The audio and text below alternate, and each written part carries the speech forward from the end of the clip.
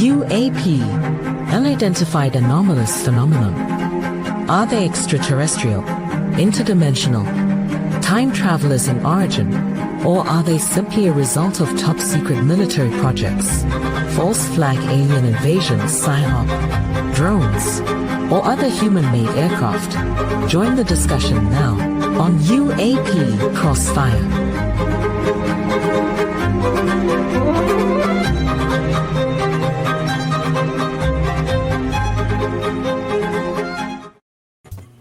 Well, good evening. Greatest audience on the planet from UAP Crossfire. Got a full house tonight with a very special guest, Al, and showing up as Al R. Better known in the circles as Al the UFO Mechanic. There's always a story behind a name. We may touch upon that. Al's a longtime friend. I've known him from Mack Maloney's Military X-Files, and we don't live too far from each other, and we occasionally able to get together socially. I want to extend to everyone, since we usually run right up to the end of the hour, that tonight, always like to start when I have the con for the show to start it out, although there is a bit of a mutiny going on myself and Don on that subject and on the subject matter of the show. Oh, shit. And it could be important to say God's peace surpassing all knowledge and understanding, because we may need the Padre to wrestle it. I kind of like the way on my screen how this is. You can put your hands up like Moses and manipulate the problem cubes here that are going on. But we've had an interesting gift that Don had sent out on on Robert Corso and Phil Corso. Phil Corso, excuse me. I got all these names, and you'll know why I said You that. got me confused. I thought I got the wrong guy. Studied the wrong person. So Don had sent us out a video from years back that he was on, and that's what I told the audience to take a peek at, because I wanted folks to have a head up on what the show was and to throw some questions into chat on that. I'm just going to take a quick minute and go around the loop here as a quick one to ask everyone how they're doing and give me a very short summation on Phil Corso, what you think. And I call it the man, the myth, and the legend because partially there's a lot known about him as a man. There is a lot of legendary stuff behind him, and it's turned into a myth in many areas as well. And I use that word carefully, and I'll explain when we get to that. Well, I'll start with you, Chris. Good evening. How are you doing? And what's your take on Mr. Corso, Lieutenant Colonel? Well, first of all, let me say it's great to be here with the greatest audience on the planet, as you would always say. And my take on Philip Corso. The one thing that makes me interesting to research Philip is there has always been a little bit of stigma of Philip being passed over after he made Lieutenant Colonel. He made Lieutenant Colonel, never achieved any more rank. Bill Burns, talked about how he had some problems both in civilian life and in the military life, that he was thought to be incompetent and things of that nature. And I kind of went and tried to look at his awards that he gotten. I mean, he's got a Bronze Star, Honorary Commendation Medal, a Legion of Merit. I mean, you don't get those by handing out, Girl Scout cookies. He definitely is a decorated war veteran. He was in World War II, the Korean War, and he held offices and departments. He was head of departments that had to have a top secret clearance. So I love to see why they degraded him the way in some places did. And that's what I'm going to ask our guest tonight, certain questions about that. All right. I'm going to go to you last, Don. Dan, what do you think? And how are you first doing? And what do you think of... I am functioning within specified parameters. All lights are green. Things are good here in South Dakota. Having a record warm winter, which I'm not complaining about. As to the video that I saw, there are a number of things that concern me, if true. I mean, if what he's saying is actually in existence about time travel, and that the reason the people aren't being told is because they can't handle it. I don't like it when people say I can't handle anything. I mean, you should see some of the potluck meals we have at the church. I can handle just about anything, okay? So let's just say I'm coming into it open-minded but skeptical. Well, let's bunch to our guest. Al, I sprung this one on you. You have probably one of those very cool kind of read people kind of judgments. In fact, you and Don have a lot in common. I'm not sure if that's a good thing to say on air or not. But Is that good or bad? On folks. But what do you think? First of all, how are things there where you're at on the coast of Massachusetts? And what do you think of Phillip Corso? There's the weather here actually was nice today. It was warm enough. I was out in the garage working, which is kind of rare this time of year. We've had a record cold December, so I think it's coldest in 25 years. Oh, so that hasn't been fun, but all's well. You know, we're waiting for spring, as usual. I did, after talking to you and looking through stuff about, Corso, I walk into it with, they can verify his record. They can verify everything he's done. He's not like Lazar. There's some questions, did he do any of these things? So he has the history. He has the credentials. I start to look at why would he? What's the end game? Why would he put out the book, and why would he do this, knowing he's going to be ridiculed, and they're going to do everything they can to make him look like an idiot. And I actually watched a few of the videos of him, and he was an elderly man at the time, but he didn't sound like he was a doddering old fool, and he certainly didn't sound like he didn't know what he was talking about. And I mean, some of the dates he might have had some issues with, but I can say honestly, I can't remember things 30 years ago by date. So I keep coming back to, why would he do it? Why would he write the book? I mean, there's certainly no, I can't see writing one book is going to make you financially set for life or your family, and it's going to bring onto you a very heavy price of people saying you're an idiot or you're a madman. So I don't get the cause and effect. Like, why would you do it? Why, if it wasn't true and he wasn't doing it for the reasons stated, why? I don't get it. So before I turn over to Don, it's because of Don and Chris to a great degree as well that I, over the last couple of years, have really come back around to re-examining Roswell and the events, the most famous events there, and come back into more of a belief. I had gone into an area where I was just convinced that what had occurred there was fabricated in a great deal. Now my pendulum is swung back towards the direction that it's highly likely that we had something extraterrestrial there as an event, and I think it's a really good touchstone for behaviors, and that includes Mr. Corso, Lieutenant Colonel Corso. I am going to address one thing you brought up, Chris. It comes up in film. It comes up in a lot of it, that he didn't rise above the rank of 05 Lieutenant Colonel, despite a lot of the activities that. Didn't you find that kind of strange? The man that had so many.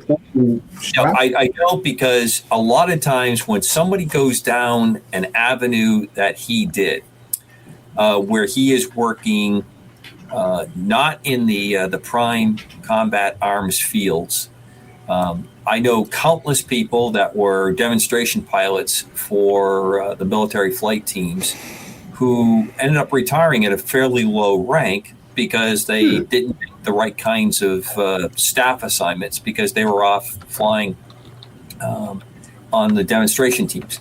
A really good example of that and this is why I was flubbing up names earlier, is a colonel that was in charge of the Red Eagles, and his job in the Red Eagles, and his name is Rob Zettel. I can't remember his call sign. It'll come to me while we're talking. Z-Man. Rob was one of the most talented pilots that the Air Force had ever had, and was flying recovered MiG aircraft. He probably has more flight time in Russian MiG airplanes than anybody else in the United States military.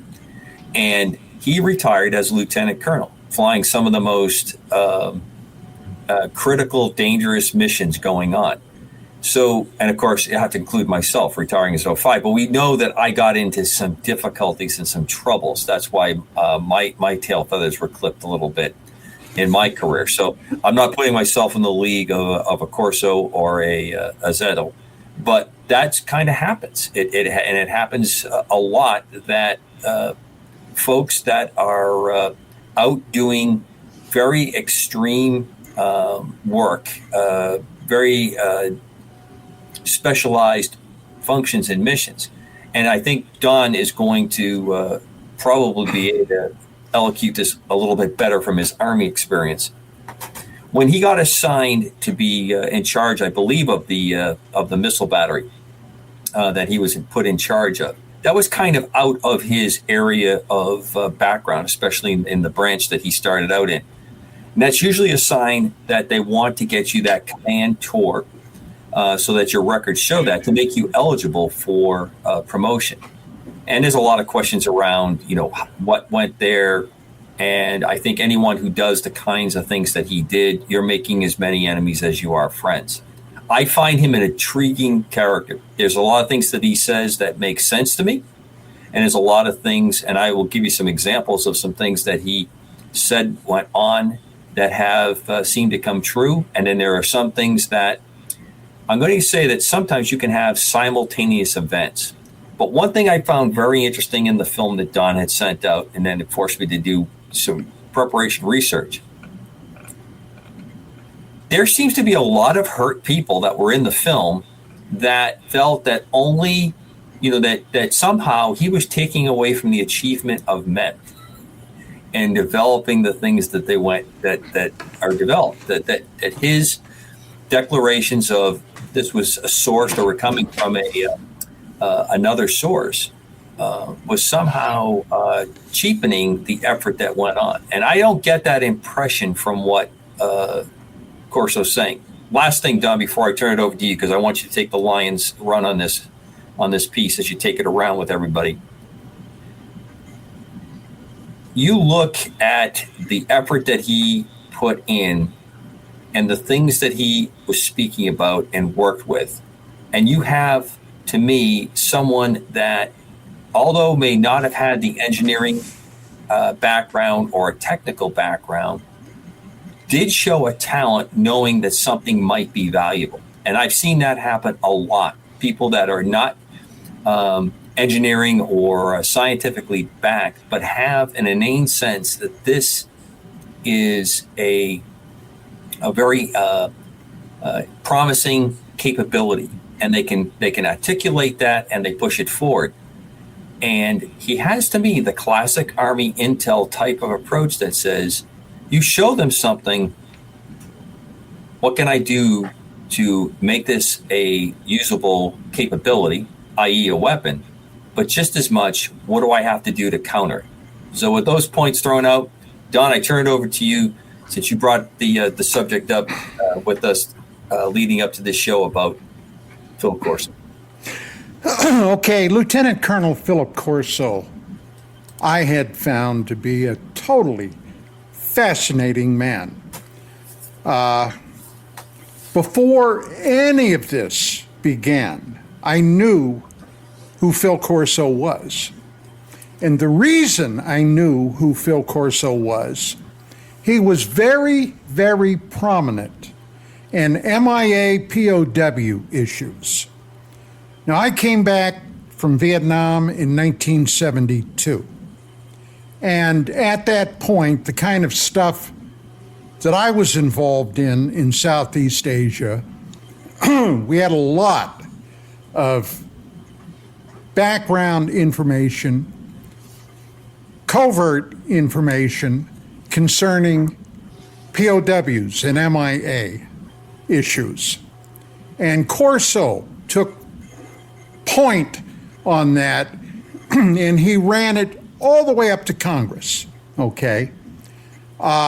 He was outspoken. Now, the other thing about Phillip Corso that he did was he was death on communism. At the end of World War II, okay, in Italy, Corso basically was on a spy hunt for NKVD operatives. Now, if you don't know what the NKVD was, this was before they became the KGB, Soviet intelligence agents. Joseph Stalin, who was in charge of the Soviet Union then, was bound and determined to turn all of Eastern Europe into a communist, basically a communist state, which he did, all right, and other areas where the communists were on the march. Greece, Italy, France. Not a lot of people talk about France. They all heard about the valiant French freedom fighters, the Maquis, and this other business. Well, the majority of them were out and out communists. Okay, I don't know if you were aware of that, but it's the truth. Now, there was a genuine great fear of communist infiltration all across the board, including in the United States. There had been communist cells in Hollywood, among other places. As a matter of fact, before we became involved in the Second World War, Stalin had a plan to flood the United States with counterfeit greenbacks, counterfeit dollars, okay? They were pushing counterfeit money over here. And it was all in a cause to weaken the American Republic. Now, Corso, when he came back to the States after the war, and the Central Intelligence Agency became its own organization from the old OSS, okay? It became then the CIA. Corso was convinced that it had been infiltrated by communist sympathizers, real communists, and fellow travelers. And he developed a hard-edged, anti-communist guy, okay, that pissed a lot of people off. Now, just recently, if you look back just several years, when David Grush came forward with some of his absolutely inflammatory remarks about the UFO UAP subject and other things involved with that, Grush managed to upset a lot of people. And from my background in intelligence, I kind of had an attitude. I could see where this was going, and it did. It absolutely did. When somebody leaked Grush's medical records about having had some mental problems where he sought mental counseling, and the fact that he was on the autism scale. Now, I don't know if anybody in the military or the FBI or other places might have gone on an investigation to find out who it was that leaked those records, but it was in an obvious effort, obvious to me, to basically trash that guy. Now, same thing happened to Phillip Corso. Corso in the early to mid 1950s was on President Dwight D. Eisenhower's National Security Council. Was a briefer, was somebody that they called upon for covert military type intelligence. He went to Europe. They put him in charge of a nuclear weapons battery, a facility that in the event of war with the Soviet Union, Corso himself would have had permission to launch a nuclear strike if things got that bad. You don't give that kind of responsibility to a loose cannon, but that's the reputation that he had. Now, as far as the book goes, I'm wondering how much of this I should talk about, because somebody that ended up becoming a business partner with my wife and I at UFO Magazine was the co-author, William Burns. Now, later, Corso told me that Burns ended up adding a lot of material in that book that Phil Corso did not authorize. And even Corso's son later stated that a lot of that information did not come from Phil Corso. So there was only one other area that it did come from, and that would have been William Burns. And there were some money backing people behind Burns that were calling a lot of the shots.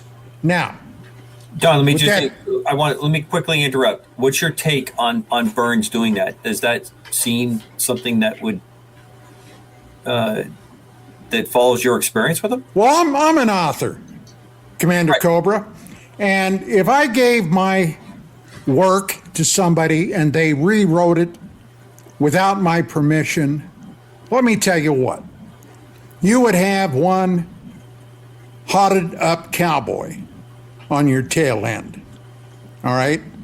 And this is, in effect, if what Corso told me was the truth, and I have no reason to doubt what he told me, I would have been as angry, upset, and as bent out of shape as he appeared. Now, in the interim, there were a lot of people that were attacking Corso.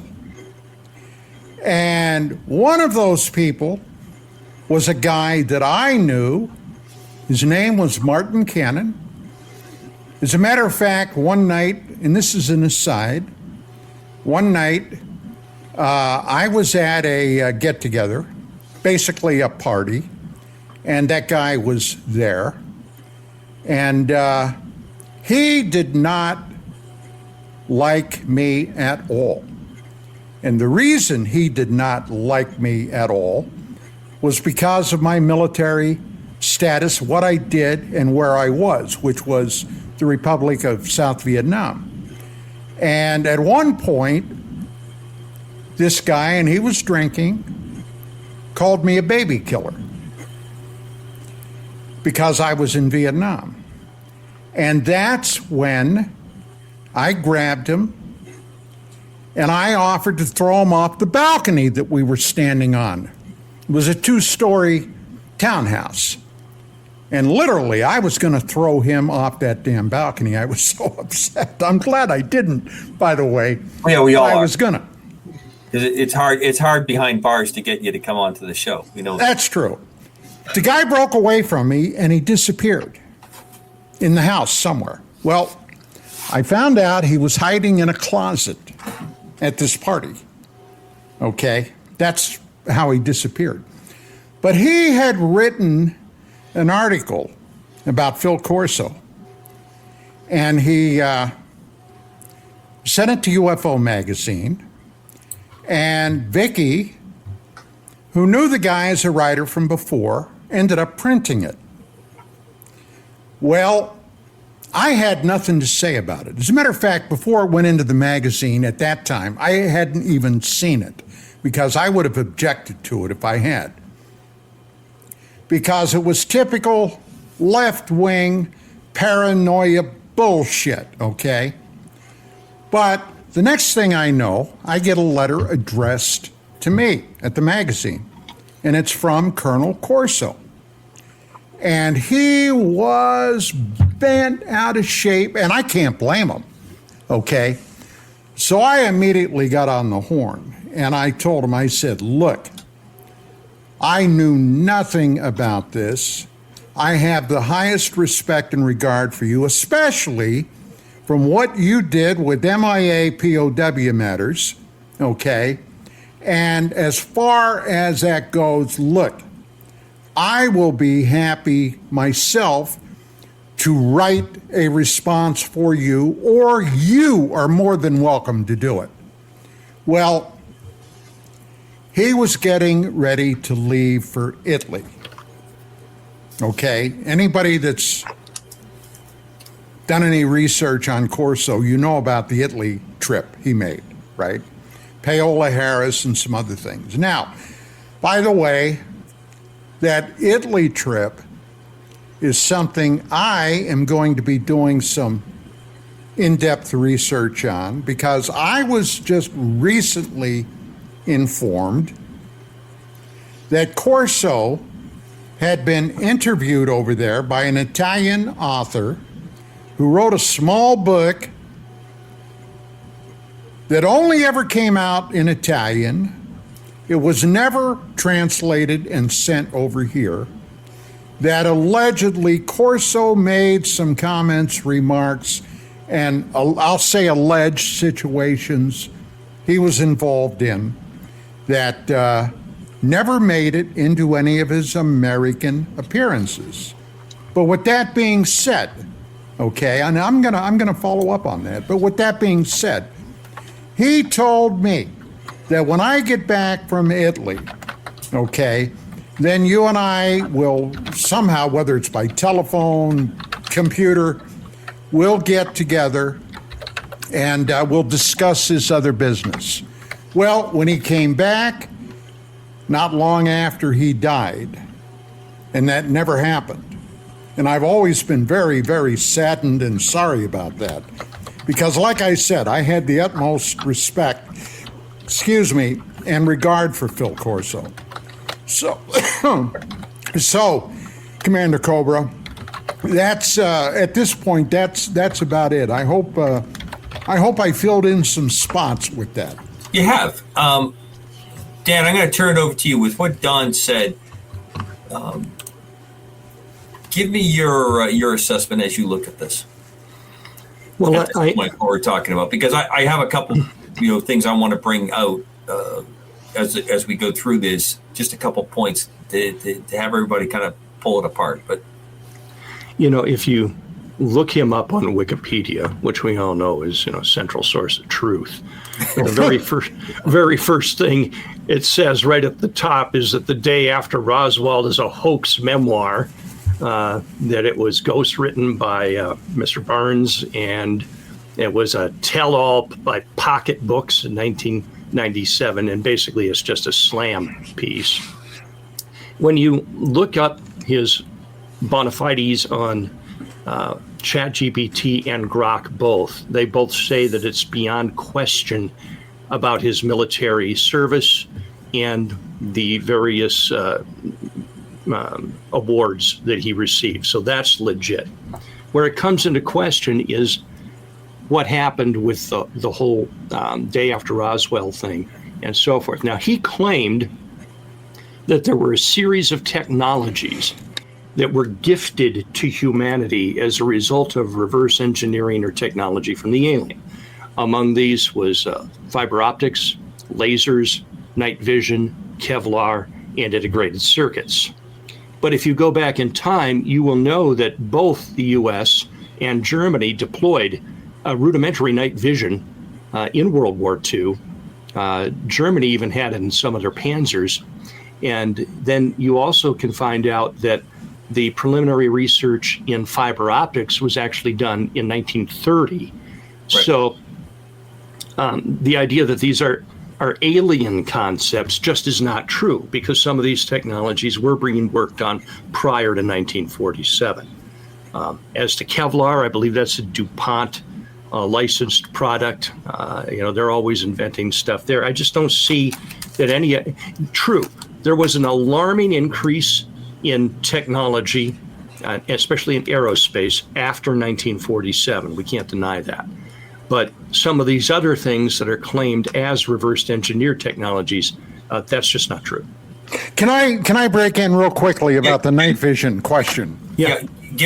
I'm glad you are, because I'm gonna grab a piece of that as well. Yeah, the night vision. It's true that the Germans, the Nazi Germans, in fact, did have a rudimentary night vision device utilizing infrared technology. Correct. And just about the time of the invasion by the American forces, the island of Okinawa, which became the last great battle of the Second World War, American Marines, American Army infantry went in there. The Japanese were masters at night combat, okay?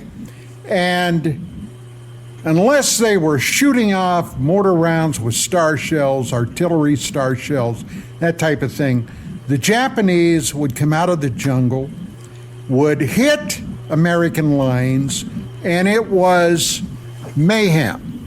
Now, unbeknownst to everybody at that time, American R&D had also been experimenting with night vision, utilizing infrared technology.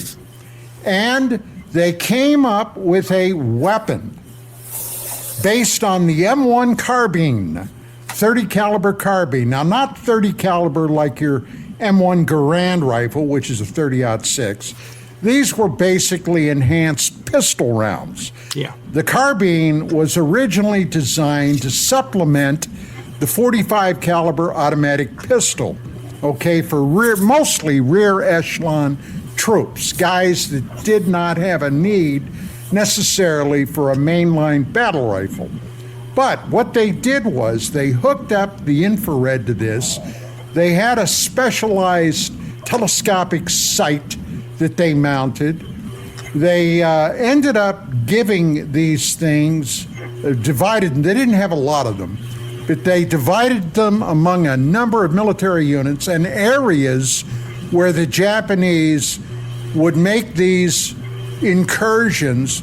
They armed these troops with these rifles, and they ended up shooting a hell of a lot of Japanese sneaking out of the jungle to raid the lines. And the Japanese had no idea. They had no intelligence whatsoever about this technology. And the military at that time kept this secret. This was secret technology. And immediately at the end of the war, they collected all of these weapons, okay, and they didn't release any information about it until sometime in the 1960s, about the time that the starlight scopes came out. So at any rate, yeah, we had some experience with that, but the infrared technology was nowhere near what came out with starlight scopes. For example, in Okinawa, and I was in Okinawa, not during World War II, but in and out of Vietnam. I can tell you the climate there sucked most of the time. Rainstorms were epidemic, okay? It would rain like a cow peeing on a flat rock there. And that interfered with the infrared, along with a lot of moisture in the air and other things like that. But it's what we had. It was so much better than nothing at all. And it ended up doing the job. Okay, Deuce, I'm done. Okay, so let me jump in. You brought up an excellent point, Don, on the infrared portion of it. What I read and what I understand from what Mr. Corso, Lieutenant Colonel Corso, was talking about, and Al, you'll remember this because we actually had this little bit of a discussion about this at your house the other day when I had stopped by to see you. And you brought up the other piece on the starlight scope. Infrared uses the infrared range, which is generally going to show you a heat pattern that generates out. That's how you're going to get that. When you look at a star scope, you're looking at enhancing available light literally from stars. It hits a phosphorus screen. That phosphorus screen presents a picture. And that's the basis of our modern day night vision goggles and some of the other sensors that are out there. And then, of course, you have infrared radar that has now been perfected that doesn't use the red range, but uses what looks like a black and white. So when you look at something that is a night vision goggle star scope, you tend to have that greenish phosphorus. They've actually started to change some of the colors a little bit more. But that works on a visible light that you're enhancing a great deal. So on a night that you have a full moon, the goggles were really designed first for truck drivers in Vietnam so they could see the road and not have to have their lights on and give away their position. That was what it started, the technology, as a means not to give away the position by projecting light. What Phil Corso talked about tends to me to sound and behave much more like a phosphorus star scope type technology. And there's a lot of discussion around that. But the most interesting thing, and it just came out in the last, I have to say, probably in the last 30 days, I read it in the open press. They now have taken that technology of an NVG and made it the size of a contact lens as a physical insert onto eyes. And that is what Phil Corso talked about. Yes. Now, that could just be coincidence. All right, I'm willing to go along with the coincidence, but I'm going to ask Al. When I tell you something like that a guy from the 40s talks about technology that he was aware of because he said that he was able to get that particular piece of information from what they were doing on the autopsies and then the information that he had been put in charge of to actually look at. And now here we are, open press talking about the ability to take that. Now that means most likely your NVG type eyepiece is probably operating off your bodily functions. It probably has a very small power source, but it's probably getting derivative power from the person's body to help keep that as a active system. So Al, I'm going to ask you, when you hear something like that and I tie it into something that just recently came out, does that tend to lend, I'm not going to say credence because I don't think that's the right word. It just makes me go back and go, well, everything you said, Padre, about Wikipedia, I don't, how much money did you give them and who got to write it? Yeah. They go, I've been on the page when they've been changing stuff while I'm reading it, because something's gone on and they don't want it. But Al, I'm going to turn it to you before we kick it to Chris. When you hear all that, what do you come up with? What your reaction to that? When I hear that, and so we were working on a lot of these things back, like the Nazis were, and they were taking the steps and building it as they went, and they probably got to a functional point, and then if he showed up with these things to be, back engineered, that might have been the key piece they needed to move it forward. So you're saying like a catalyst? Yeah, I mean, they might have been stopped at a certain point, and they said, we can do this, and this works okay, but we can't get beyond that at this point, not with our level of thought and our technology. And then if you showed them something like what he's claiming, that might just open the door when they look at it and go, wow, why didn't we think of that? Yeah, we didn't go in that direction. But look at, if we do that, the same with lasers. I mean, they had rudimentary lasers, but they didn't have the power behind them to do anything really with them at the time, I don't believe. Well, and they couldn't figure out how to miniaturize them. So before we get on the laser alley, Chris, one of the things that came up in the film, it talks about, well, you give someone a damaged circuit board, and you just can't get much out of a damaged circuit board. And I actually laughed out loud when I heard that. I've seen numerous intelligence collections. Can you hear me? Because you're starting to break up. I'm just saying that I have seen numerous intelligence collections that would take every scrap of capability, burnt circuit boards, smashed components, and grab it, collect all of it, and reassemble it for a lot of reasons. Well, you got to remember our science technology division did a hell of a job. Well, my point that I'm bringing up to you is, in the film, they said it wouldn't have been much value if, quote unquote, this saucer crashed and we had crash components, especially when it came to circuit boards. And I found that to just be a very humorous statement, that was how you're trying to put kind of the fig leaf on that kind of thing. I was surprised that it would come up in that kind of a kind of show. But Don can tell us a little more about the History Channel's kind of approach to that. And mismatching scenes to what they're describing, that just drives me crazy. And of course, I get the giant L painted on my head when you show the wrong airplane that you're talking about as background filler. I get really bent out of shape. But I put it to you: do you understand what I look at and go, well, a damaged component isn't as good as a intact one. But if you've never seen it before, I don't think either one is a help unless you're starting to break it down. Am I making sense? Chris?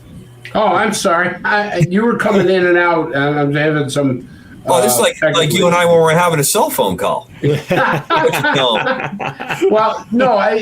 First, let me say this: that yes, if I do find it humorous that we have these smash parts, circuit boards and things of that nature that did we have the availability to reverse engineer that or to study it in that period of time? Well, I think we did. And, Corso was a man of many hats. I mean, and for him, to say, oh, we were working on lasers at that time, and we developed lasers. Now, one of the things that was striking that you said was we developed night vision that's nothing more than like a thing you can put in your eye there, right? Am I correct on that? Correct. If you remember what Corso says, Corso says that we took night vision because we dissected the alien's eye. Right. And we found it to have night vision. So, that's a hell of a highway to go down when you have something that said years and say, oh, we took this person's or this alien's eye when we dissected it, when we took the front layer off, we knew that they had night vision. And now here we are years later. One of the things we have to realize is that when we have advanced technology, and Commander, you probably know this better than I, when we have advanced technology, we take years before we fully develop it and advance it and things of that nature. The governments are not fast when it comes to building these type of things.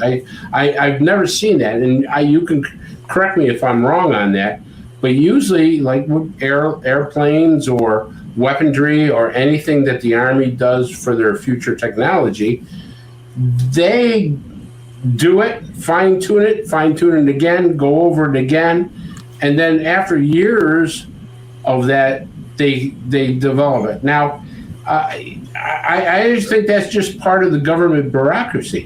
What do you think? Yes, it depends on what the motivation is. There's another element to this, and it's definitely something we'll be picking up on the other hour. One of the things that I found very intriguing about Corso, and I'm going to answer your point, Chris, that you put to me. is that he talks about the military industrial complex and the reach outs to industry, not strictly just military and military labs. That's at the infancy of when that was actually starting to come to shape.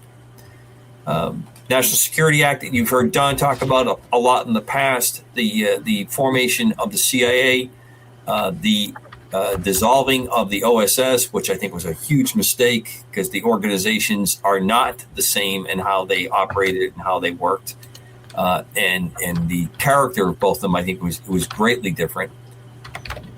But they brought in a technology bonding between the military, the government sponsoring, and industry.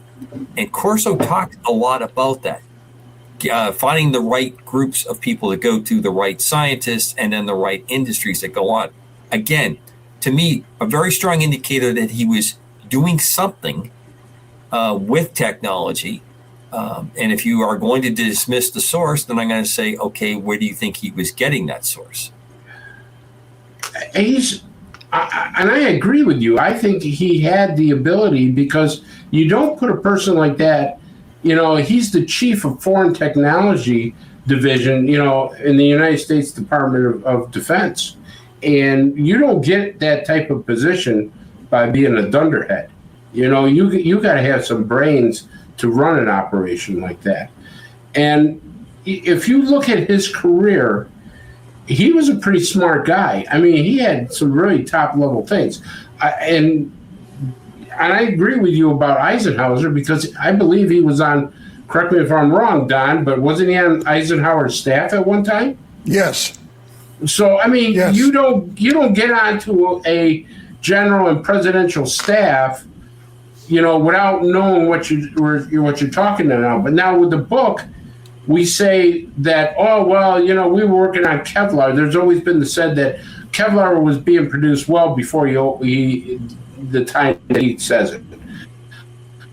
Well, yeah, maybe we were working on certain things, but did we develop it, or were we able to enhance what we were working on based on the crash wreckage? And that's where the confusion might come in. We could have very well enhanced the stuff that we were working on based on the technology we discovered. Dan? In other words, piggyback on it, right, Chris? Piggyback. Well, yeah, absolutely. We piggybacked on that, and what we did was have the ability to enhance what we did, and then turn around and disown it. Now, there's no doubt in my mind that this guy had an absolute unbelievable career. He look what he did with the Jewish community. Look what he did at the Vatican. Look what he did with MacArthur's staff and stuff. I mean, he's just had a brilliant career. Yet all of a sudden, I think what happened was, and this is my own personal opinion reading some of his stuff, I think he got into it with Eisenhower over what Don said, the POWs. Because he said during the Korean War, we left our soldiers behind. Eisenhower dismissed them in POW camps, North Korean POW camps, where he went to Senator McCain and shot, basically told him, hey, this is what's really going on. Dan, you got any kind of vector you want to bring into this? Well, just a couple of observations. So we have this craft that's crashed at Roswell. If I was to take a iPhone and smash it on the ground into a few pieces and take it back in time to, say, 1930 and present it to top scientists then and say, here's this miracle machine, reverse engineer it. They'd look at it and they'd say, well, we can see what pieces go where, but we have no idea what they do. And so that's the leap that's always bothered me with the reverse engineering is, supposedly their technology is how many hundreds of years beyond ours. even let's say it's 100. Just look at how our technology has evolved in 100 years. And you take these pieces, and I mean, how do you know, well, this is the equivalent of a spark plug. This must be the oil pan, and we can only address it mentally from what we know. We'd almost have to have some guidance to tell us, well, that does this or that does that, in order to know what it all does. Because I can't imagine that a machine that's capable of either interdimensional travel or time travel or interstellar travel isn't complex. There's got to be a lot going on there, and a lot that makes it do what it does, even if it's just a handful of parts. And so that to me is a big stumbling block. Well, real quick, if I can jump in here. Jump in, please. If you look at what they could have found in a wrecked craft, like you say, the propulsion or a lot of the other really heavy stuff, we still don't have it. So maybe that part is so far beyond us, we can't. How do you know we don't have it? Well, okay, we're not told we have it. But things like Kevlar and a very rudimentary integrated circuit, we might have been able to pick up 1% of what they had, the simpler stuff, if you will, to them, or maybe that wasn't damaged as bad, if you will, as like the major components of the ship. So we might get some trickle down stuff like Kevlar or a rudimentary circuit, or to them rudimentary night vision. It just might only be we might have only been able to scratch the surface because we were so primitive. Yep. Who knows how much further we got? Commander, do I have time to ask Al a question? Yes, you sure do. You got about 4 minutes, 5 minutes. Okay, real quick, Al. The thing that makes me believe that Corso was being forwarding and productive with this crash, I truly believe that he did have work on it, is because I went back to check Nazi scientists like Werner von Braun and Hermann Oberst, and they've said some very remarkable things. Supposedly they had a crash earlier than Roswell, right? And Werner von Braun and Hermann Oberst said the same thing. They both said that we didn't develop this by ourselves. We had help. Mm-hmm. And that was a remarkable statement by both. So that kind of leads me down the road that, they had a crash. They had scientists that had the technology, had brilliant scientists. They were crazier than a loon to follow this knucklehead pork chop, as Don would lovely say, and stuff. But I mean, they did have brilliant people that were able to start working on technology that was in advance of any time in that era. Sure. And I honestly believe they, like I said, even if they gleaned off only very minuscule parts of the stuff that was there, it was still leaps and bounds beyond what we had. So it's just, potentially, I guess, a matter of time before we start catching up to the point where we can look at some of this stuff if they still have it, if they haven't figured it out yet. And I just want to end asking you this one question. Sure. What is your belief that made the boom of technology go from that time? Because we advanced in technology so much. I'd like to hear your opinion on how we advanced so much. It's...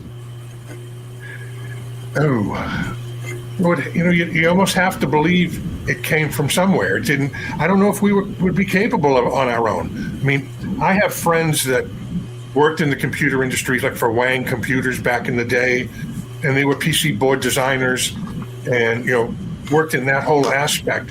And these guys back in the 90s were still developing PC boards that were 16-inch by 20-inch, and you needed a dozen of them to make something work. And now, with the new programs that they're writing to put these boards together, they got them down to 4-inch by 5-inch, and they're stacking densities which they had no idea they could do back in the day. But somehow they figured out you can actually start layering these things, and you can start dropping down the spacing between the lines the power lines that the information's got to go through. So they're still working at it. I don't know if we could have made that jump on our own, not this fast. I really don't. So Dan, as we're coming towards the end of this, the first hour here, let me throw this back to you. Yeah. Do you think we have a catalyst situation, or it's just a certain happenstance? What do you think the breakdown is? I think we undersell the effect of paperclip, because suddenly you had, German scientists who were working on one thing on their side, our scientists who might have been working at it from a different angle, Japanese scientists, and every other country that suddenly found itself on the non-communist alliance, NATO and so forth, all working together. And so all these brilliant minds that had been separated by war are suddenly brought together with the various ideas they've been working on. And I don't think we should undersell that. True. Don? Well, if you look, and I got to remind you, we got about a minute done before we break. Well, then let me pick it up on the other hour, on the other side, because I do have something I want to say. Okay, folks. UAP Crossfire, our special guest tonight, Al, the UFO Mechanic, with us. We're talking about Phil Corso, Lieutenant Colonel of the United States Army, and his attributions and possible influxes of alien technology. See you on the other side. Be right back. Well, gentlemen and great audience, welcome back to UAP Crossfire. I think we lost Chris here someplace in the middle of things. Well, Don, before we went on break, I had put it to you, and we only had a couple minutes. So pick it up from there, and let's open up the segment with you. Okay. I often look at the last century with a genuine sense of amazement. My mom's father was born in 1897. He ended up being a 2 World War military veteran, World War I, and then again in World War II. And his family came from central western, and that's where I'm from, central western Pennsylvania.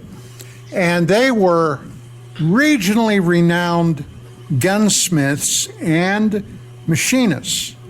As a matter of fact, I can remember a photograph my grandfather had of this giant touring car that his father and one of his father's brothers put together that was a steam-powered automobile, about 1904, 1905. God, I wish I still had a copy of that photo. I don't, but it was amazing. But I thought about what transpired during that time span. 1903, the Wright brothers did the first human machine-powered flight with a heavier-than-air aircraft. Now, granted, it was only a couple hundred feet. Okay, the thing basically went into the air, flew a little bit, came down. But within 10 years of 1903, these damn things were flying everywhere around the world. Granted, they were primitive aircraft, but when World War I started in 1914, before you knew it, the French, the Brits, the Germans were flying these damn things all over the sky in Europe, shooting at each other. The first air combat. They would go maybe 120, maybe on a really hot model, they could get it up to 150 miles an hour. But within another 10, 15 years, they were going hundreds of miles an hour.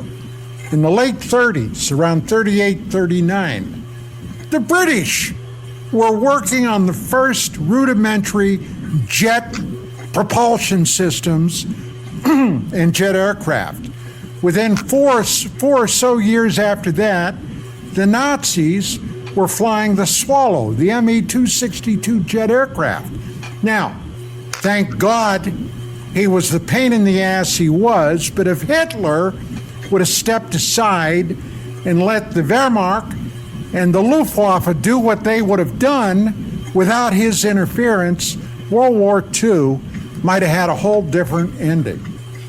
But 1947, the United States, under Brigadier General Chuck Yeager, broke the sound barrier in his rocket plane, the glamorous Glennis. And just about that time is when UFOs started popping up all over the globe. Now, what might have been one of the catalysts? Atomic energy. In 1941, my father, in either August or September, lied about his age and joined the Pennsylvania National Guard. You know what kind of military unit he had, Commander Cobra? I don't. Boots and saddles, horses.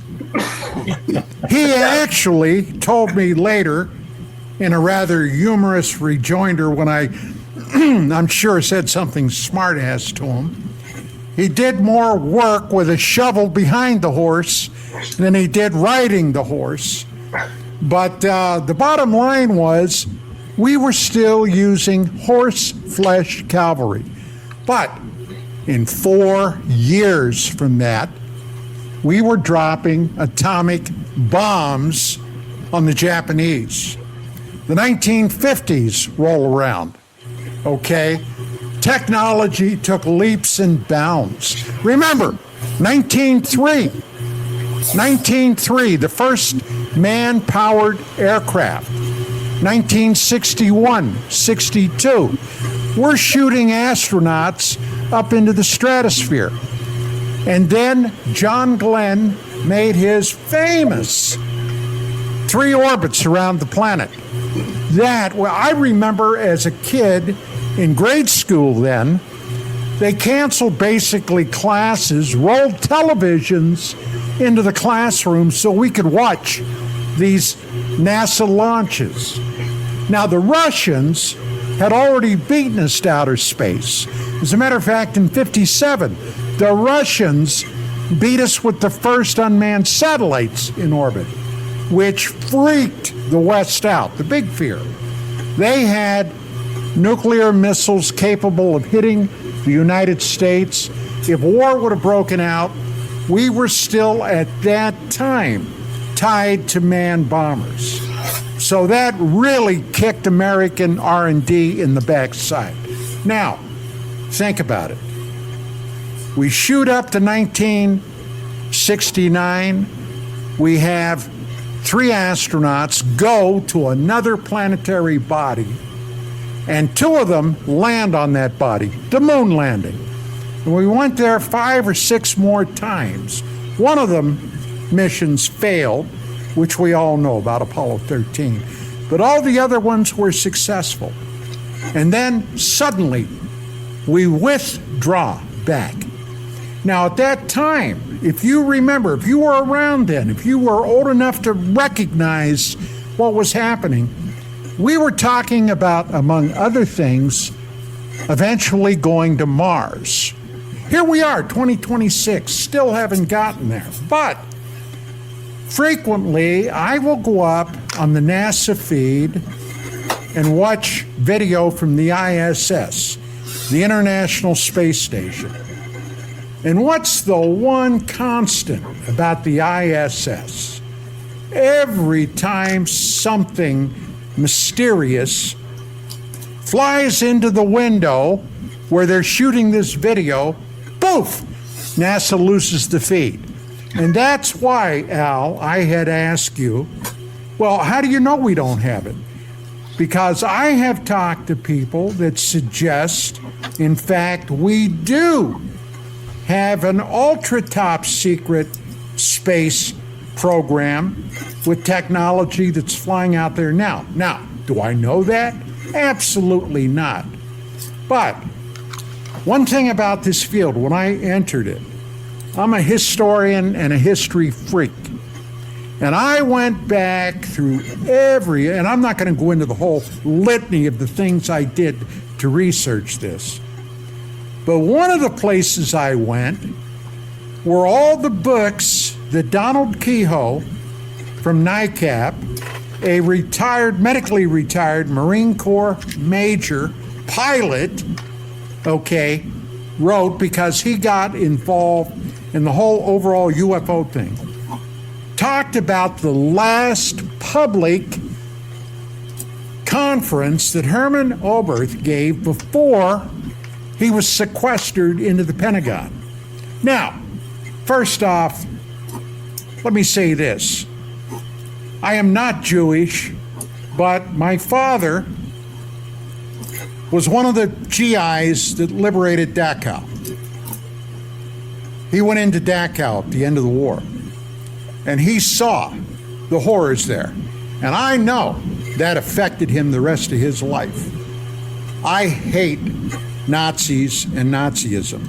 And I've said frequently and publicly many times, Werner von Braun should have been brought up on war crimes charges, and if found guilty, they should have hung him, because they did a lot of others. The guy was a Nazi SS colonel. And if you know anything about the Nazis, you know about the SS, Did you ever hear of a place called Malmedy during the Battle of the Bulge, where the Nazis under Joachim Peiper captured a group of Americans at the initial beginning of that incursion into Belgium? They were trying to break through to get to Antwerp and cut off all the Allied supplies. Hitler gave them a memo that they were, among other things, to create fear and terror. And these SS bastards ended up executing, after they already surrendered, close to 100 GIs. We found out about that weeks after the event, when the bodies were discovered still in the snow, machine gunned, and pistol shots to the back of their heads. Well, the American GIs knew what to do after that. And let me tell you, not too many damned SS were taken prisoner after that. But the bottom line was, these people were horribly brutal. But it is curious that Oberth and von Braun both said, that they received some kind of help. Now, if that's true, and who knows, it may very well have been. I wrote a paper, and I'm tired of mentioning this, and you guys are probably tired of hearing it, but I basically, through all my years of experience, tried to boil down this question of what the big secret is. And there's no doubt in my mind that there is what is known as a core secret that the government, probably right in the aftermath of Roswell, discovered that freaked them out. And they, at that time, remember, 1947, just 2 years out of the horror of World War II, if they did find something, they basically immediately classified it above top secret, ended up wrapping an SAP around it, which means Special Access Program, and you're, never going to find out. So all this business about disclosure, and you guys know this, I laugh at that. There are people right now, today as we speak, sitting in the government that will go to their grave actively trying to discourage any of this information from ever becoming public knowledge. And the bottom line is, I don't think we ever will know the true story of what happened. But the bottom line is, a lot of this, in my estimation, can basically be whittled down to the act of masturbation. Feels great while you're doing it, But when you're done, what do you got? You got bupkis. And I think that's what we're going to have with this. Well, thanks, Don, for a rather long. I can't wait to tell my wife that. A long trip around the. Guess what Don said about our sex life? Oh boy. All right, if I may, real quick. Absolutely, Al. I just looked up to see what they say, the knowledge of mankind, if you will, how long it takes to double human knowledge. So they claim here that in 1900, the human race doubled its information every 100 years. We doubled our knowledge every 100 years then. In 1945, it was every 25 years. By 1980, it's every 7 years.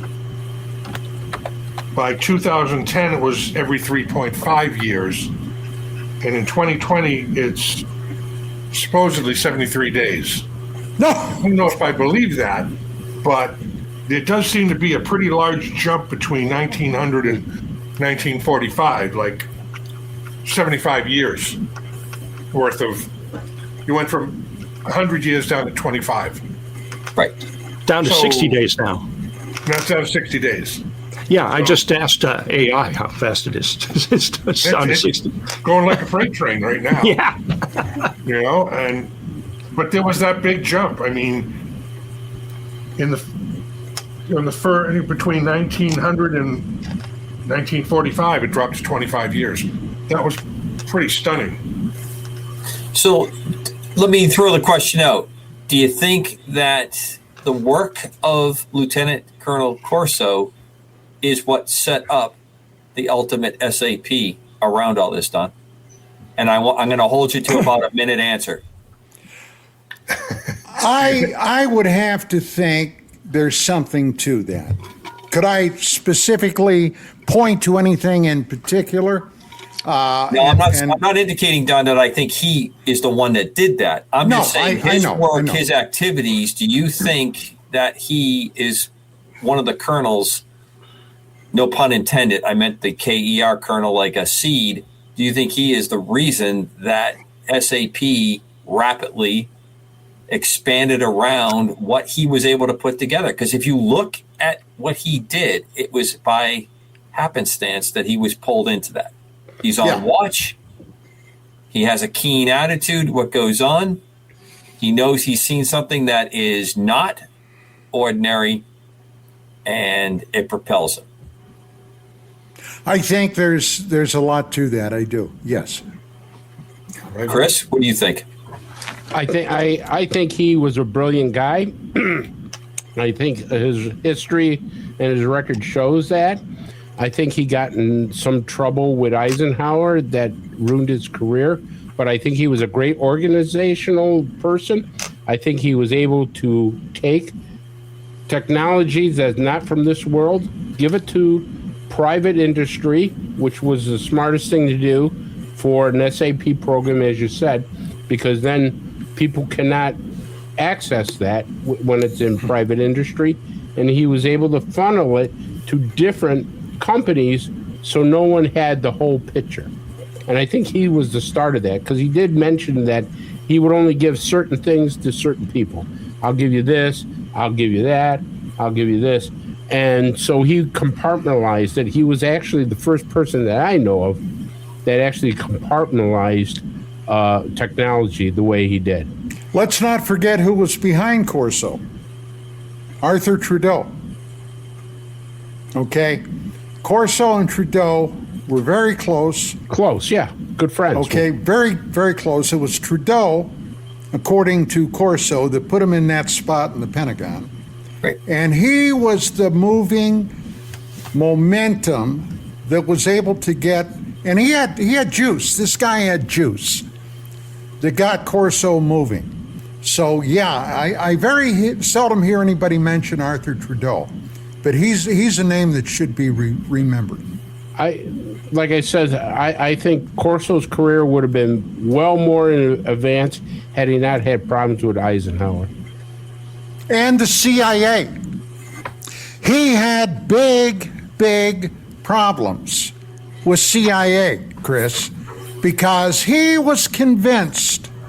And what the hell was the name of that guy at CIA that was the spy hunter? Dulles. Huh? Dulles. Dulles.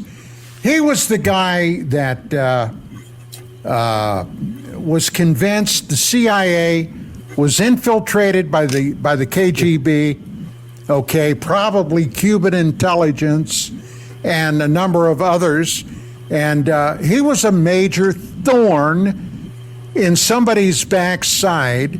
And the CIA, if nothing else, are not known to be real forgiving. So he would have been a top target to destroy. You can't lose sight of that.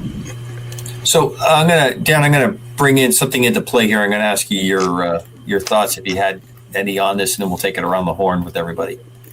So when I did some extensive reading up on this, there's some interesting places where, and this is what I find very difficult in all these, even in this day and age, in studies and backgrounds and records.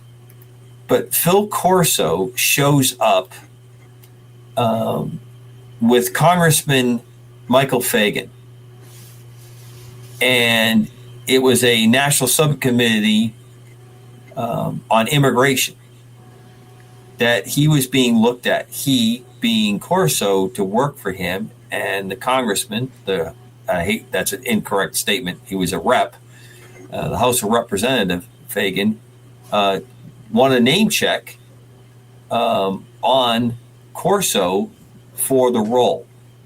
And it's interesting that when you read about the part that came up, and this is what you bring up, Don, in September 55, General Arthur Trudeau, following his removal as Assistant Chief of Staff G2, contacted Mr. Hoover and subsequently furnished the Bureau with a list of 122 individuals alleged to be Fabian socialist or communist sympathizers who were in the policy position of the U.S. government. Trudeau was relieved of all his duties in August of 55, transferred to the Far East Command, reportedly as a result of charges that Director Dulles, that Trudeau activities had been prejudicial to U.S. intelligence efforts. And in the middle of all this, Corso's name is being floated, and by association with Trudeau. What does that say to you, Padre? Says that somebody was exiled for perhaps being too annoying. I think that, it's a shame he's not around anymore, because he could be on the show with us. Yeah. You look at the way that people who seem to get too close, or people think are getting too close, are treated. And I mean, like was said earlier in the program, the abuse that the whistleblowers constantly get. And yet they still come forward. And the abuse of the whistleblower program. False whistleblowers put into the program that somehow can cover themselves into the protections that are there. And if you go to question them or try to verify what they're saying, you're being shouted down as, well, you're not treating them fairly. There's a U.S. code to protect them. We can see that plainly every day today on TV. I saw that. Oh, absolutely. Talking about the multi-billion-dollar fraud right now in right. I don't, Don. I'm not going down there. Absolutely, I am not. We're not tipping. I'm just mentioning it in passing. I understand, but I'm not tipping that honey jar open, baby. We're just not going there. There's too much here I want to talk about. Now, I know what you want to say, Don. Them sons of bitches. So there's another document that Corso is in there that he supposedly talked to the FBI, claiming that it came from a CIA source that Lee Harvey Oswald, he had involvement in spreading that Lee Harvey Oswald assassination was an FBI informant. And then there is a reproduced document section, can't confirm the document, that says that because of his involvement, and I think this goes into exactly what Don was saying earlier about anybody that's a whistleblower. This could be true, it could not be true. That they had made him out to be someone who has had so many claims, that he has had so many discussions, so many intrigues, that he just wasn't worth the effort to check out what he's saying. That he is basically too paranoid, too thinly spread on too many areas. Don, I'm going to throw that to you. What do you think? Do you think this is just the organized part of it, or do you think that Lieutenant Colonel Corso was just run so much to the end? Because I want to come back to the part about what you said about the book, and it has been reported why he didn't fight more vehemently on that, or do you think the book was delayed? I'm putting two questions to you. Back to the one about the FBI and them just putting the statement out. He's not reliable. In short, he had some very Corso, and Right. he told me, had some very sour feelings with J. Edgar Hoover. Of course, a lot of people had sour feelings with J. Edgar Hoover. All right, but I think now if you want to make a cross-dressing reference, I'm all in. I'm not going to go there. All right, because I just not- wanted to not see tonight. the Padres' face twist all around when we started talking about his evening dresses and stuff. Yeah, him and Clyde Tolson. Yeah, they I'm would still do trying to fashion get over the shows. masturbation one. Oh, please. But I think Corso was in the know enough that people were fearful of him. Now, granted, he was spread very thin. He had irons in a lot of fires, but the guy was handling it. But there were people that were fearful of the damage they perceived that he could do if he went after them. As a matter of fact, I don't want to get off too far into the weeds, but he told me about one incident. Corso told me about one incident where he was trying to point out what he believed to be KGB people infiltrated into a certain organization, and he got into a screaming match with one of these people, and somewhere along the line, Corso pulled his weapon out, a .45, and he said he screwed it into this guy's ear. Now, I don't know, was he telling me war stories? I have no idea about that, but could I believe he would have done that? Yes, I do believe he would have done that with the right set of circumstances. But the guy was, I guess in some ways, people would see him as somewhat of a loose cannon. But the guy had, among anything else, America's best interests at heart. For example, and I'll just mention this briefly, how many of you, before the day after Roswell, were aware of a Pentagon program called Project Horizon? Project Horizon was a Pentagon program designed in the 1950s because we were getting to the point where they thought we could do it, would be to put a military installation on the surface of the moon. Project Horizon. Now, of course, that never happened. I think there are a lot of reasons why it didn't happen, but Corso was convinced, and he told me he was convinced, that there were or is a hostile extraterrestrial presence that fought against that. And of course, if that's true, I'm sure they had the wherewithal to make sure it didn't happen. And once again, if you go back to the 1960s, and I was there I saw all the science articles and the things talking about what we were going to be doing on the moon. There were items of manufacturing that were going to be placed on the moon. There were all these things, basically a colony. We were going to put people up there and habitats, and we were going to be able to do all these marvelous things. And then we discover in 1972 that for some inexplicable reason, we shut it all down. Now, I think I know why we shut it down. We discovered there is another presence already on the moon. And they, in fact, told us to get the hell off. I was the guy that discovered that all the astronauts that went up on all the Apollo missions to the moon were armed. They were carrying weapons with them. And I got NASA to finally admit that that's true. Now, they gave me a bogus and bullshit explanation of why. I don't agree with you, Don. You've gone down this road, and I'm gonna call you on it again because I just That's fine. I want you to explain to me what they were going to do with a 45 in a spacesuit. I want you to explain to me how they're going to use that weapon.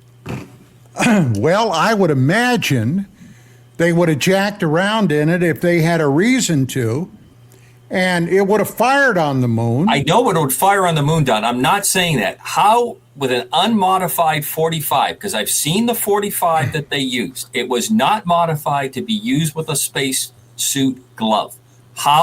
What are you telling me they had that for? Are you telling me they had that? Let's ask Buzz Aldrin. He's still alive.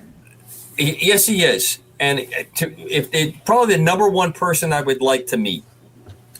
That said, I'm not going to get Colonel Aldrin on the line tonight. What I do want you to answer is, why do you consistently not give me any quarter on this particular issue on the 45 as part of a survival kit and part of a neutralizing someone who goes off the deep end? That was the procedure up to that. Every nuke capable aircraft, submarine, ship, site, command post had the same kind of standing orders. You know that better than almost anybody sitting on this show tonight, how you would have that ability to take out a fellow soldier, airman, marine, sailor, if they tripped off the line, especially around that. They carried cyanide. If they couldn't get back, they wanted to give the astronauts the opportunity to take their own life and not go through an extended torturous end. Why are you? I want you to clearly tell me why you think they had those 45s on the moon. Well, for all the reasons you just mentioned, plus the fact that they had a means, might not have been a good means, but they would have had a means to defend themselves if they had to. How did we know that we could kill an alien with a 45? Well, Chris, I've seen more than a few people hit by a 45. I wouldn't want to be one of the guys that get hit by it. But I mean, they're flesh and presumably they're flesh and blood. And there have been incidents. As a matter of fact, Leonard Stringfield, in one of his famous papers he wrote, concerned a couple of MPs at Fort Dix, New Jersey, I believe the year was 1979, that purportedly encountered an extraterrestrial being at Fort Dix, and purportedly they fired on him and killed him. Now, I wasn't there. I have no idea, but I knew Len Stringfield. Len was a meticulous researcher, and I've got to believe he had the basis of a real case there. So, I don't know.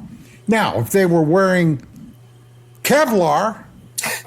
Well, it had to be said. I was pretty sure Al was going to jump in with the alien Kevlar, but... Ouch. I do remember. Oh man, funny story about good.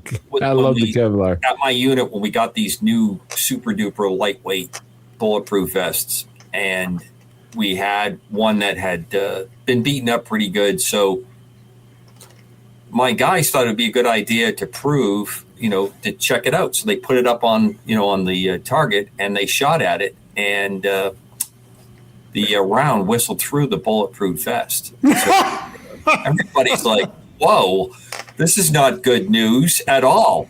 And the gunner's mate, thank God the gunner's mate was there.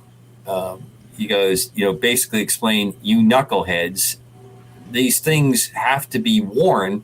You have to have a space between them. So what he did, and for all you kids at home, check out that stuff that Dan's always talking about, AI. They'll tell you what these phone books are. He took 2 phone books to make a chest. Put the Kevlar, it was not Kevlar. I don't want to get us into any kind of a lawsuit that I'm saying that Kevlar didn't perform. This vest was put around, and when you had the spacing between the 2 layers of it, and you had the ability for the chest to compress when the round was received, it did work, and it worked very well with the height. But if you laid the 2 of them together, so Don, I know where you're going with this. Sitting on it, as was a custom that I was told by Army aviators from the Vietnam era, was one of their favorite ways to protect their tush and some other areas in the aircraft. That was chicken plate, and I think that would have probably done a pretty good job in doing that. Very heavy. That's what I flew around with in the beginning of my career. It was like being in an iron lung most of the time while you were flying with your arms just sticking out the side of it. But just a quick departure down on the bulletproof vest and materials. But you've got it down to very, very thin. Doesn't mean you're not going to get cracked ribs, but you're not going to get That weapon your buddies used, was it a 45 or a 9mm? It was something a little bit bigger. What, they shot it with a 50 BMG? Well, let's just say that we were on the range doing things. Yeah. Okay. All right. So something nobody's brought up here. Now, let me just introduce this to the Corso discussion. PSYOP.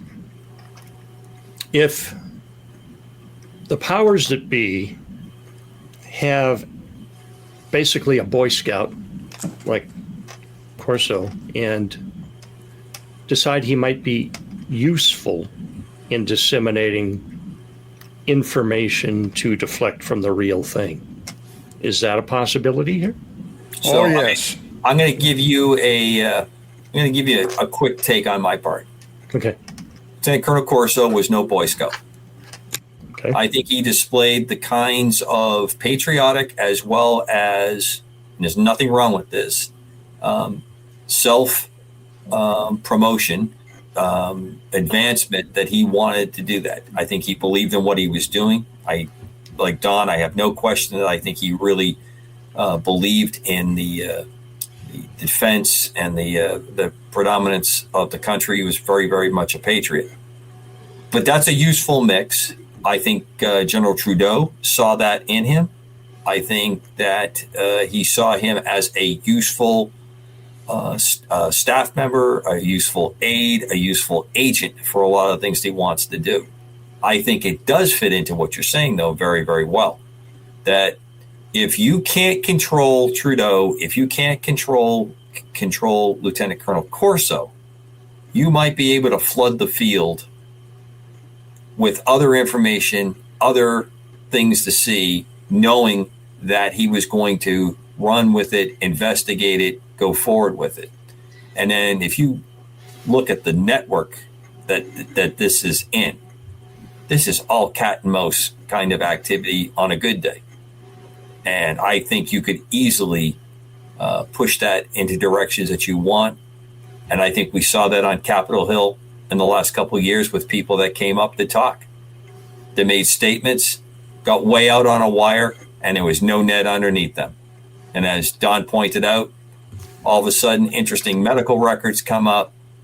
Some of it's not even in the form of a record. It's just an accusation. It's just nowadays with the internet, it's so much I mean, while we're talking right now, we can fill out a couple pages on WikiLeaks about anybody we want to, and it'll be available for inspection and use and promulgation in a couple minutes. Sure. Yeah. Well, I would like to ask Al. I was going to say, that's the scary part of it, because you can play it either way and say, he was right, and they're trying to cover it up and make him look stupid, or you could just say, he was really crazy, and he made it up, or he embellished it. So you can't. You're damned if you do, and you're damned if you don't. You can't say. They play such a great game of intrigue with it. You don't know. Well, you're talking the intel world and the intel community and the spy and counterintelligence kind of world. And there's a lot of that going on. And counterintelligence doesn't come up very much, but that's a big part of the life of Lieutenant Colonel Corso. But here's the other piece, Padre, that I want you to consider. Okay. If you look at what is going on, let's say he is completely crazy. I don't think that's the case at all. How many times have we seen in history the usefulness of generating a myth around a person, good, bad, or otherwise? And once you get that going, that's a rolling stone that you really can't control. You may be able to push it, in some direction, but it's going to go crashing down on gravity until it finally hits and comes to a stop. And that's what I wanted to get into play with all of you to discuss. How could this book have possibly gone the way it did, and he didn't get to see it until after it was published and have that worked out? To me, there's something so sinister about that.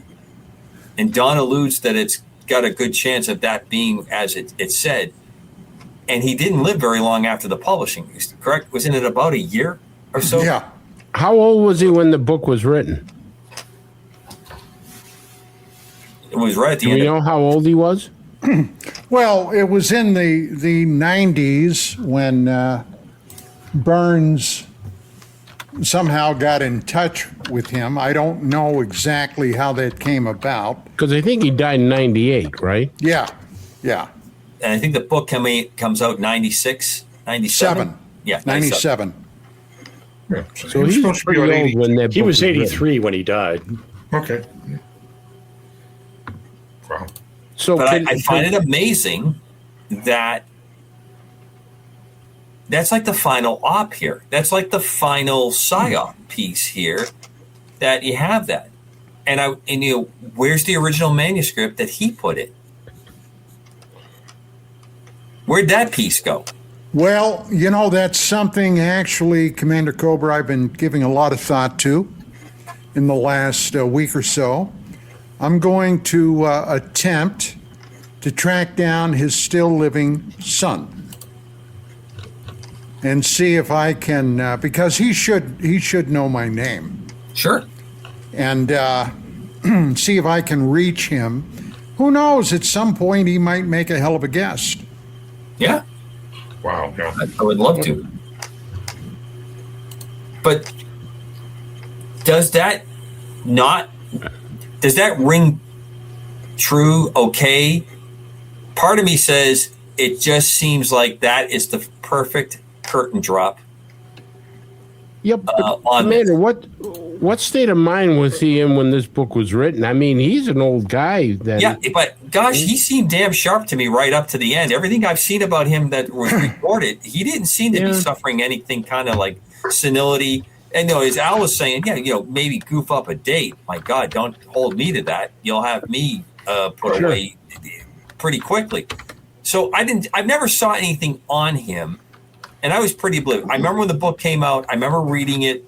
I thought it was really interesting. I thought because of the time period, the kinds of technology I was seeing, it fit. I've always been one of these kind of dualists that looks at it. We have these geometric, logarithmic kinds of condensing of technology breakthroughs. I can't remember the famous one in computer technology where they talk about how the computer technology keeps turning over in smaller and shorter cycles. with the improvements in from transistors to circuit boards to now you have biological bubble memory kind of capabilities that are going on, the amount of information can be stored. So what he put out, and I really wasn't that in tune, obviously didn't know any of you to really get into that portion of it, but it seemed to fit. It seems to make sense to me that we had some of the breakouts that we did that could have been aided by that. If nothing else, from an inspirational standpoint, that you look at something and you don't quite know what it does, and then you have the eureka moment. But I think that there's a fair part to say we were collapsing that down as well on our own. But Chris, I've never seen anything that shows that he was not a sharp, mentally acute man right up to the end. Okay, it just seems, and I have to probably agree with you with not knowing this, but I mean, just because I read his biography a few times, and I say in my mind that this guy has one hell of a military career. I mean, if you look at the responsibility that he had, you look at the positions he's held, you look at the commendations he's got and stuff. I mean, he was a career military person that, had inside people. Now, the question I have for you is, when this book was written, how much intake did he have with this book where maybe things were embellished, or maybe there was a cross communication error of certain things where he kind of said, that's not the, I mean, that happens, Commander, where somebody ghostwrites a book on somebody and you kind of find out that some of it is not accurate. Now, you guys missed one thing. Nobody's mentioned it. Okay, everybody here, I'm presuming, has read the book. Right now, I'm having a senior moment. I can't remember the senator that did the foreword. See? Exactly. What was the guy's name? Which one? The senator that did the foreword of the book. Oh, God. I can't. Oh, no. Oh, it's going to come to me. Wasn't John McCain, was it? No, it was that old Carolina guy. Strom Thurmond, right? Strom Thurmond. Thurmond. Right, because Thurmond was involved with him on the Pan Am explosion. Right. Thurmond was buddies with Corso. Right, but Corso approached him because of the Pan Am explosion, because he thought he had something he had seen that the Nazis had created during World War II. He was convinced was involved in that bombing. But go ahead. I didn't need to jump in. No, that's great. The thing was, Corso had told Thurmond about Roswell at one point. And Thurmond, when he wrote the foreword for Corso's book the day after Roswell, mentioned that he was aware of it. Well, let me tell you what. And I know this because we were kind of at Storm Center when this happened. Thurmond's staff went apoplectic about this, okay? And tried to, no, Thurmond, no, he never said anything about Roswell. And they did everything they could do to destroy Thurmond's foreword in Corso's book. But Corso said, no, that's not correct. He knew all about it because I told him all about it. So take it for what it's worth. But that was one of the reasons that book was such a smash hit at the very beginning.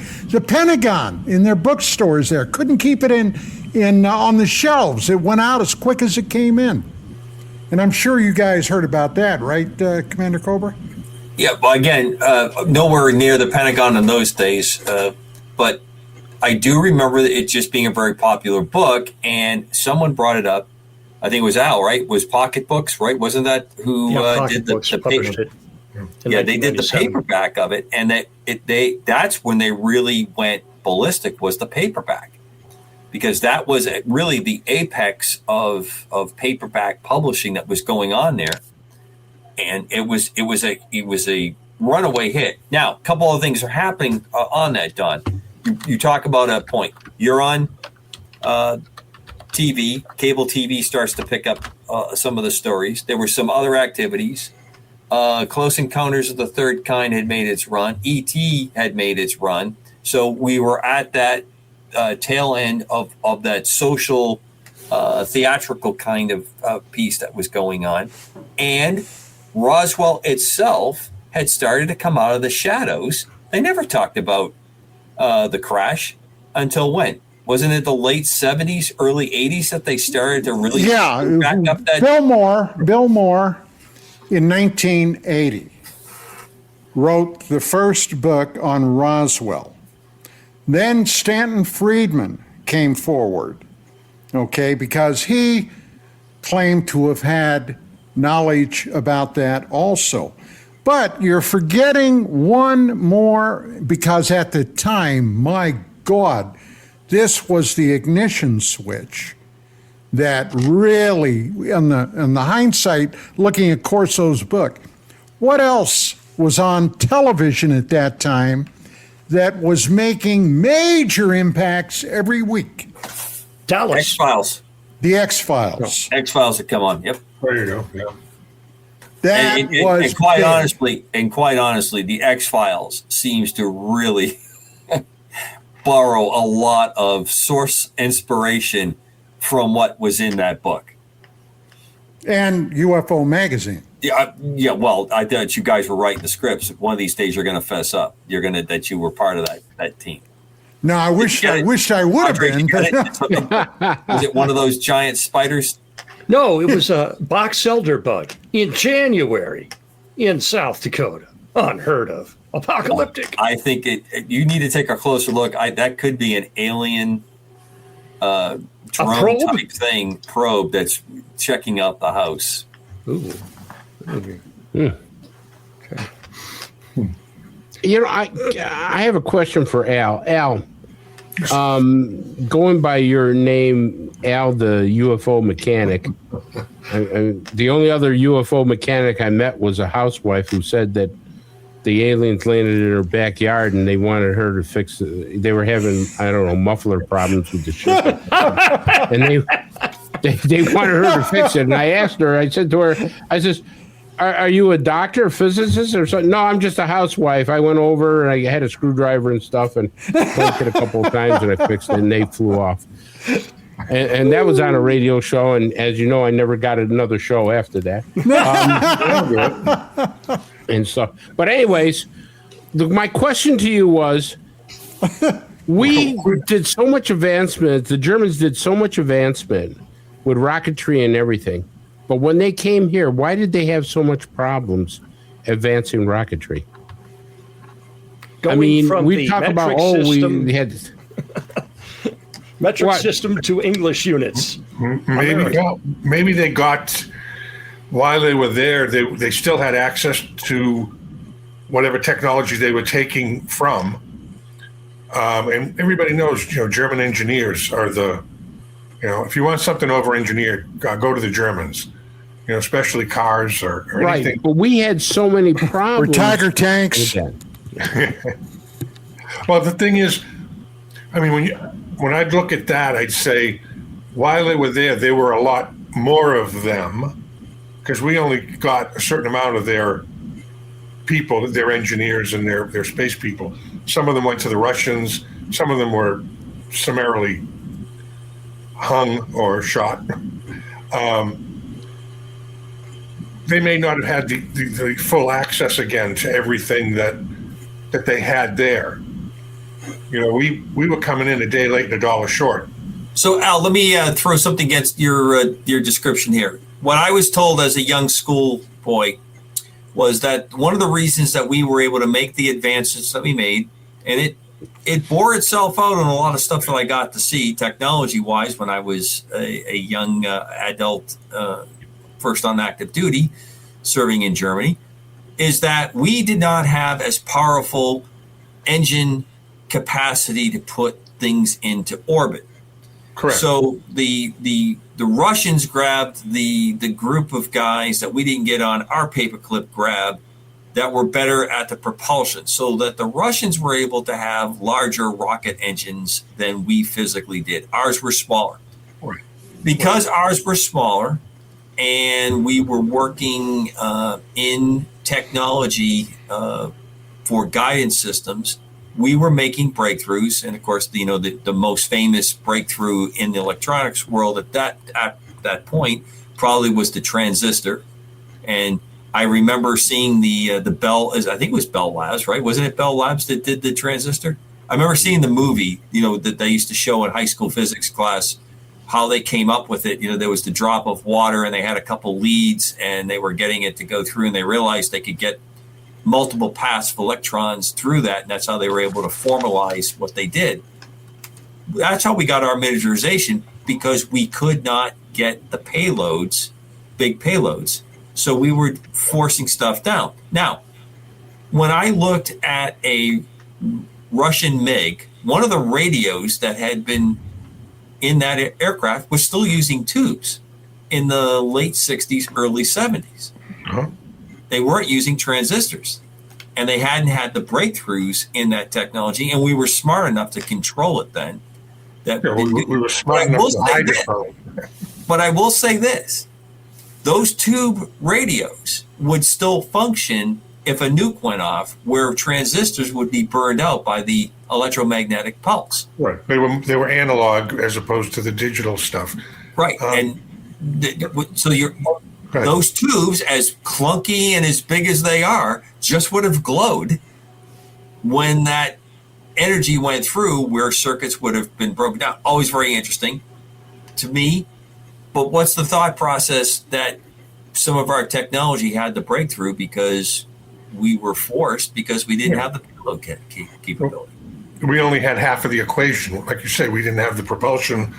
Maybe we had the guidance, or, the other thing you were saying about those tube radios, it was probably, I want to say in the 70s when the car manufacturers started, or car accessory people started making radar detectors.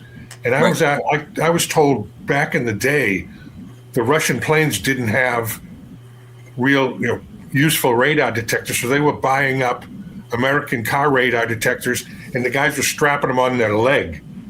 So when the radar detector went off, they knew somebody had a lock on them.